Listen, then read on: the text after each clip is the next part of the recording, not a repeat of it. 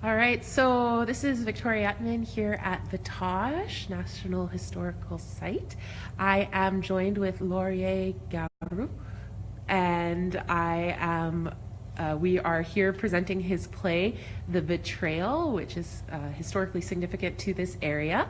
Laurier, can you tell us a little bit about your play?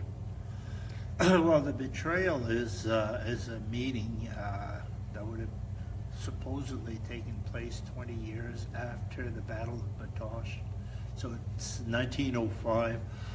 Gabriel Dumont hasn't set foot in a church in 20 years because he believes the clergy betrayed his military secrets to Middleton during the battle. And but he keeps coming to visit his old friend, Father Moulin, hoping that the old priest will finally admit the betrayal. At the same time, he knows he's about to die and wants to be buried in the Catholic cemetery. Now, at the time, if you hadn't gone to church, especially during the Easter season, you couldn't be buried in a Catholic cemetery. And so this is part of the discussion that goes on between the two. It's also an evaluation of the conflict that took place in the 1880s here in Saskatchewan between two civilizations. It's the Métis civilization that was in place here for about 100 years before the arrival of the white settlement in the late 1880s. And the white men who are coming in and taking over the land and so forth. And it's this battle that still haunts Dumont because he has seen his way of life, his culture, slowly disappearing. And this is one of the things that he has trouble forgiving the old priests because for him, they betrayed, by betraying his military secrets, they betrayed the Métis way of life. So this is basically what the story is about. Excellent. That sounds very interesting. Can you tell us why you feel this story is important to be sharing with people?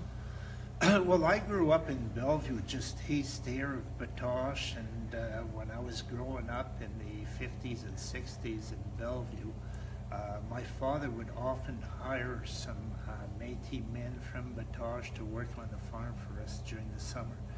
And so I got to know these men very well. And I was always fascinated, first of all, by their Métis dialect in French, which doesn't translate to English, but in the French version of the play, it really works quite well. It adds character to the character of Dumont. But I loved the language, and I also loved listening to the stories they would tell me as we were picking rocks or picking bales during the summer. And so later on, I became interested in Saskatchewan history, Francophone history, and the Métis history was also very high on my list of interests. And then I worked here at Batoche for 3 summers from 84 to 86. And that's when a lot of the development of this play took place, especially in 84, as they were basically working on the Batoche historical site at that time, building this interp center, renovating the church and rectory. And I was fascinated by the history, and often standing beside Gabriel Dumont's tomb in the cemetery, I kept getting these ideas of, and it was a play I'd already written before as a radio drama a couple of years before, and then I decided to adapt it for the stage.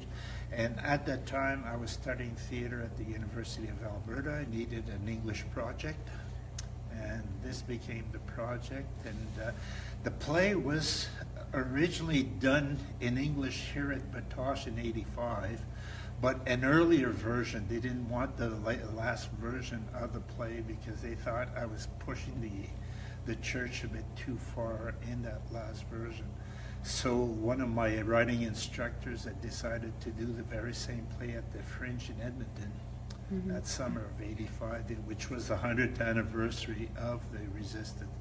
And the play was well received in Edmonton. It was later published in Five from the Fringe by New West Press in '86.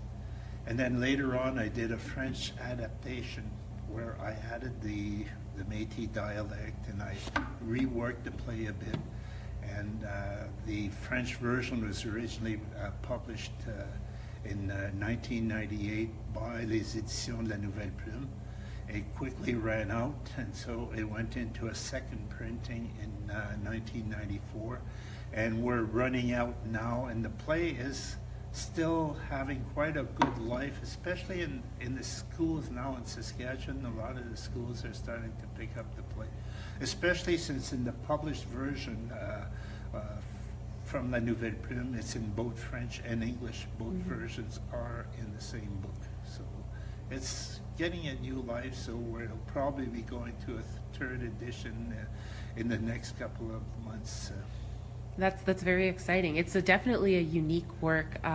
You mentioned that it is published in this current edition bilingually. So could you give us an example of how the dialogue might change from French to English? So give us the French line and translate it into English and kind of try to bring out some of that nuance.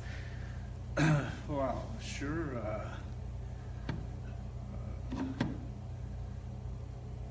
You and your paradise. We had that paradise here at Batoche.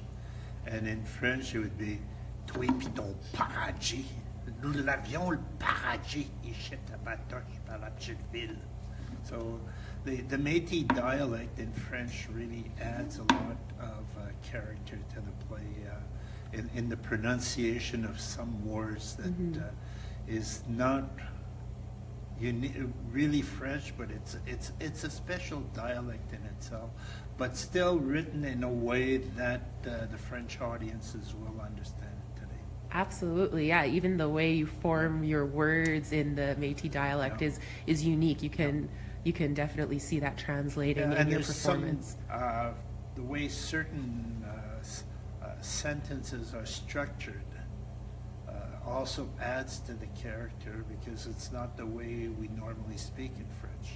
While in English you can try to affect a sort of a dialect, but it's really not the Métis dialect. So I don't really try in this production to do that.